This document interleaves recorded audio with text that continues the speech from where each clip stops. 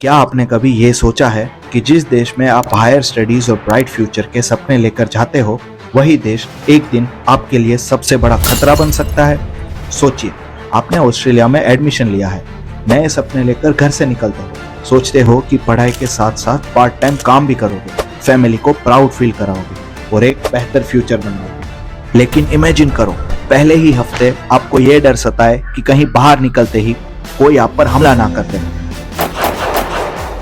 हाँ, ये कोई इमेजिनेशन नहीं है। अभी के हालात में इंडियन स्टूडेंट्स को यही रियलिटी फेस करनी पड़ रही है।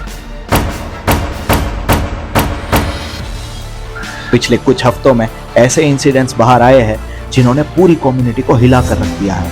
एडलेड में एक स्टूडेंट और उनकी वाइफ पर ब्रूटल अटैक हुआ और उसके बाद सिडनी से मेलबोर्न तक प्रोटेस्ट भड़क उठे। तो सवाल ये उठता है कि आखिर ऑस्ट्रेलिया में हो क्या रहा है? रेसिज्म क्यों बढ़ रहा है? स्टूडेंट के लिए एनवायरनमेंट सेफ है या नहीं? और सबसे इंपॉर्टेंट, गवर्नमेंट क्या कर रही है? इन्हीं सवालों पर आज डिटेल में बात करेंगे। तो चलिए वीडियो शुरू करते हैं और देखते हैं, are Indian students really safe in Australia?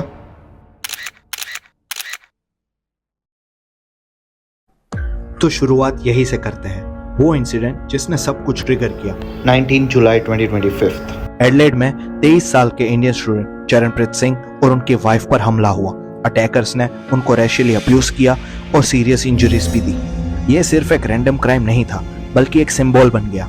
जब कोई स्टूडेंट थाउजेंड्स ऑफ किलोमीटर दूर पढ़ाई और फ्यूचर बनाने आता है और अगर उसे ऐसे हेड क्राइम का सामना करना पड़ता है तो पूरी कम्युनिटी इनसिक्योर फील करने लगती है।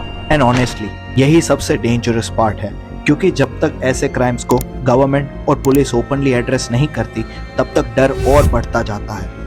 अगर आपको भी ऐसे वीडियोस पसंद है तो वीडियो को लाइक करो और चैनल को सब्सक्राइब करो, और ऐसे डिस्कशंस का हिस्सा बनना चाहते हो तो इंस्टाग्राम पर भी जुड़ो, लिंक डिस्क्रिप्शन में है। तो चलिए वीडियो को कंटिन्यू करते हैं। अब मेन सवाल ये आता है कि इस वायलेंट और रेशियल इंसिडेंट के बाद स्टूडेंट्स और कम्युनिटी ने कैसा रिएक्शन दिया। एडलेड अटैक के बाद सिडनी, मेलबोर्न और कई सिटीज में बड़े प्रोटेस्ट देखने मिले। थाउजेंड्स ऑफ माइग्रेंट्स और स्टूडेंट्स मार्च फॉर ऑस्ट्रेलिया नाम की रैलीज में जुड़ गए। लेकिन जहां ये प्रोटेस्ट पीसफुल शुरू हुए थे, वहां कहीं जगह क्लैशेस में बदल गए। प्रो इमिग्रेशन और एंटी इमिग्रेशन ग्रुप्स आमने सामने आ गए। ये दिखाता है कि लोगों में फ्रस्ट्रेशन बहुत ज्यादा है, और फ्रैंकली ये फ्रस्ट्रेशन सिर्फ सेफ्टी की वजह से नहीं है, बल्कि ओवरऑल ट्रीटमेंट और परसेप्शन से जुड़ा हुआ है। प्रोटेस्ट होना जरूरी है क्योंकि इससे गवर्नमेंट को स्ट्रॉन्ग मैसेज जाता है, लेकिन अगर ये प्रोटेस्ट वायलेंट हो जाते हैं तो जो मेन मुद्दा होता है वो ओवरशैडो हो जाता है, और फिर सरकार के पास भी कन्वीनियंट एक्सक्यूज आ जाता है एक्शन डिले करने का। ये तो होगी करंट सिचुएशन की बात, बट मेन क्वेश्चन तो यही है ना कि आखिर रेसिज्म इतना बढ़ क्यों रहा है, वो भी ऑस्ट्रेलिया जैसे डेवलप्ड कंट्री में, जिधर ये इतना स्ट्रांगली नहीं दिखना चाहिए था। एक्सपर्ट्स का कहना है कि इसके पीछे कई फैक्टर्स हैं। Miss information, economic insecurity, hate against migrants और एक्सट्रीमिस्ट ग्रुप की एक्टिविटीज। कई लोकल इमिग्रेंट्स को जॉब कंपटीशन और कल्चरल चेंज की वजह से ब्लेम करते हैं। अब सवाल ये निकल के आता है कि ऐसे वायलेंट इंसिडेंट देख के ऑस्ट्रेलियन गवर्नमेंट का क्या रिएक्शन था। ऑस्ट्रेलियन गवर्नमेंट ने कंडेम तो किया और कहा कि रेसिज्म और हेट ग्रुप्स को टॉलरेट नहीं किया जाएगा। एनडीटीवी ने रिपोर्ट किया कि गवर्नमेंट ने ओपनली फार राइट ग्रुप को क्रिटिसाइज किया, लेकिन दूसरी तरफ कुछ पॉलिटिशियंस के कंट्रोवर्शियल स्टेटमेंट ने कंफ्यूजन और बढ़ा दी। प्रॉब्लम यही है, कंडेम करना और एक्शन लेना दोनों अलग बातें हैं। इन माय ओपिनियन मुझे जेन्युइनली लगता है कि गवर्नमेंट सीरियस है ही नहीं, और अगर गवर्नमेंट सीरियस है तो सिर्फ प्रेस स्टेटमेंट से काम नहीं चलेगा, उन्हें विजिबल एक्शंस भी दिखाने होंगे।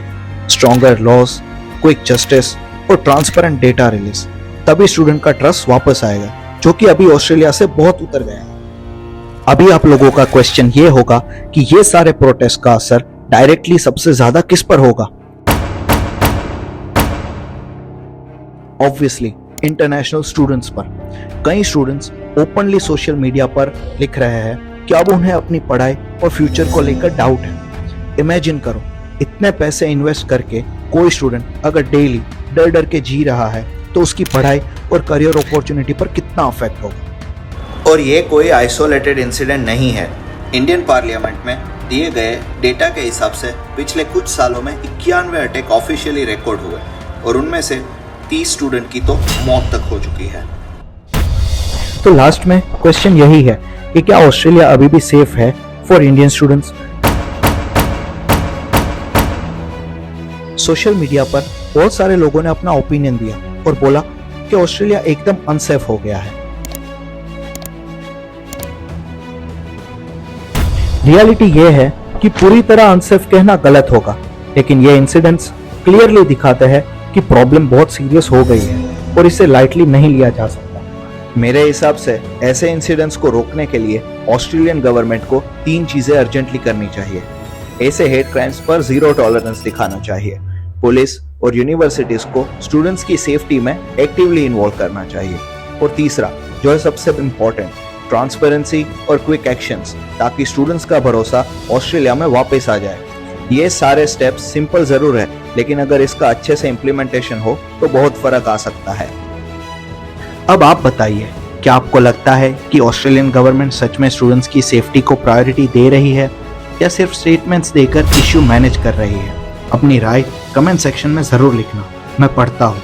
और हाँ, अगर ऐसे ही इंपॉर्टेंट इश्यूज पर कनेक्टेड रहना चाहते हो तो चैनल सब्सक्राइब कर लो और बेल आइकन दबा दो ताकि अगला अपडेट मिस ना कर जाओ। आप इंस्टाग्राम पर भी फॉलो कर सकते हो, जहां मैं एक कम्युनिटी बना रहा हूं। और हाँ, अगर आप सोच रहे हो कि कनाडा 2026 किसके लिए बेटर ऑप्शन है, तो वो मैंने अपने लास्ट वीडियो में अपने पर्सनल एक्सपीरियंस के साथ एक्सप्लेन किया था। साइड में कार्ड आ रहा है, जरूर चेक करना। मिलते हैं अगले वीडियो में।